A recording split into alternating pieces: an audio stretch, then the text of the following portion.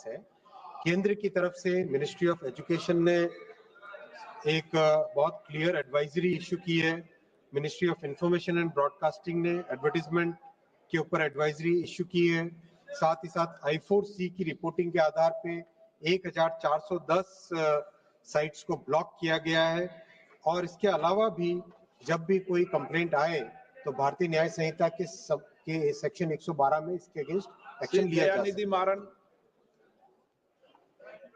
Yes, sir, after a very long time, you're giving an opportunity. Sir, I asked the minister directly, are you shying away from your moral responsibility? Tamil Nadu state government has banned online gaming. Sir, how long is it going to take from MeitY to ban all the online sites? Instead of banning the online sites, your government is only increasing the GST for the online gaming. Are you being morally right? Speaker sir, honorable member has no right to question the moral authority of the central government. This country functions on the federal structure defined by the Constitution of India. Defined by the Constitution of India. The Constitution of India places the moral authority, the legal authority as per the three lists. The list under which action can be, any law can be created is with the responsibility of the state government.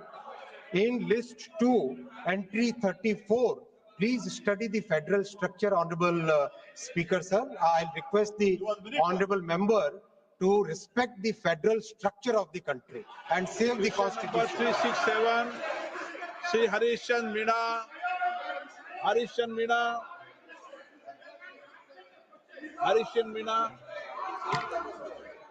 धन्यवाद अध्यक्ष महोदय कि आपने मुझे question number बोलिए आप। 367 sir. Okay माननीय मंत्री जी। सर उत्तर सदन के पटल पर रखा गया है। माननीय सदस्यगण, आप प्रश्न पूछने के बाद फिर दोबारा अगर खड़े होकर सीट पे बोलोगे तो आइंदा सप्लीमेंट्री क्वेश्चन के लिए अलाउ नहीं करूंगा। धन्यवाद अध्यक्ष जी। मीणा जी, आपने मुझे व्यवस्था दे दी। व्यवस्था एक बार जब अध्यक्ष देता है तो व्यवस्था है। धन्यवाद अध्यक्ष जी।